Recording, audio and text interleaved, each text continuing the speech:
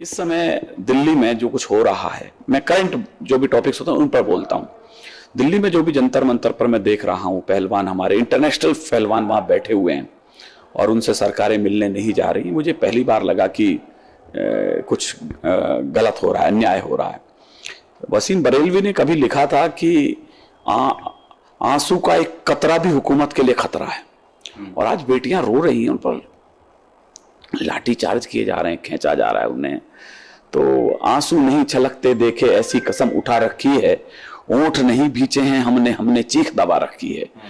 तो मैं तो ये कहता हूं, यदि चाहे उस बच्ची को, एक साक्षी को चाकू से गोंदा गया हो या जंतर मंतर पर छुआ है, निर्भया के साथ, बेटियों के साथ यदि ये होता है तो मैं बहुत क्षमा के साथ कह रहा हूं कि वो दिन ना आ जाए जो मैं अब बोलने जा रहा हूं। और आज मैं बोलूंगा भी यहां पर कि न्याय ही गर तोड़ देगा न्याय के विश्वास को, कौन फिर रोके यहां इन भेड़ियों की प्यास को, एक ही चारा बचेगा बेटियों के पास तो गोलियों से भून दे वे खुद यहां आई आश को। और जिस दिन ये दिन आएगा वो बहुत दुर्भाग्यपूर्ण दिन होगा हमारी न्याय व्यवस्थाओं को। तो ऐसा कहता नहीं। जब भी मैंने कहा यदि ऐसा कोई दिन आता है तो बहुत दुर्भाग्यपूर्ण दिन होगा।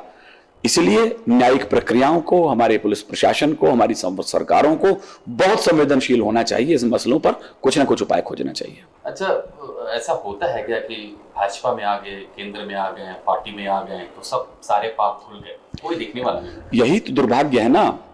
जब आप बुलडोजर चलाते हैं या फलाना गोली से मर गया, फलाने की गाड़ी पलट गई, तो हम बड़े खुश होते हैं। जब आपके यहां से कोई व्यक्ति पर आरोप लगता है तो आप खामोश हो जाते हैं। तो ऐसी कौन सी वॉशिंग मशीन तुम्हारे यहां लगी हुई है कि आपके यहां यदि कोई आएगा और वो बहुत जल्दी स्वच्छ होकर के निकल जाएगा? तो हमें थोड़ा सा पारदर्शी होना पड़ेगा, निष्पक्ष होना पड़ेगा।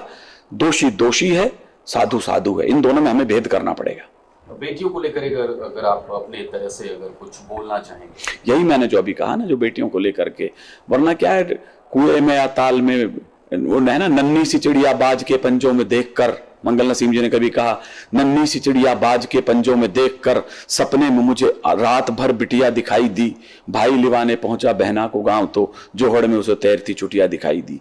ये बेटियां क्यों विवश हैं आज भी इस पुरुषत्व समाज के अंदर? क्या इनकी कोई सुनने वाला नहीं है? इंटरनेशनल ओलंपिक विजेता हैं वो बच्चियां, वो कोई छोटी मोटी सामान्य बच्चियां नहीं है। यदि उनकी सुनवाई नहीं हो रही है तो मैं समझता हूं सामान्य बेटी के साथ क्या हो रहा होगा। वजह क्या मानते हैं? शुद्ध राजनीतिक वजह है।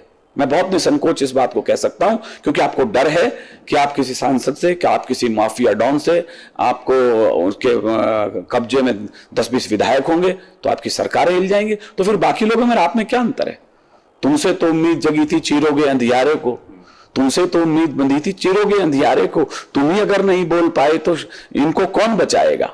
यदि आप भी ये सब नहीं कर पाए तो फिर आखिर देश कहां जाएगा? किससे जाकर सवाल करेगा? किससे उम्मीद करेगा? आप लोगों को शीघ्र उन्हें सलाखों के पीछे भेजना चाहिए, ऐसा मैं उम्मीद करता हूं। ओवरऑल जो राजनीतिक परिदृश्य अभी बना हुआ है सर, जो कि आप कभी हैं, आप वो कैसे देखते हैं?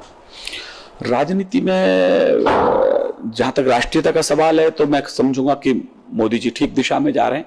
लेकिन आर्थिक दृष्टिकोण से यदि मैं देखूं, व्यावसायिक दृष्टिकोण से यदि मैं देखूं, तो ये थोड़ा सा अभी मोदी जी को सोचना पड़ेगा, गरीबों के हित में सोचना पड़ेगा। जनता में जो मैसेज जा रहा है कि वो केवल उद्यमियों के पक्ष में है, इसे उन्हें थोड़ा सा ठीक करना पड़ेगा।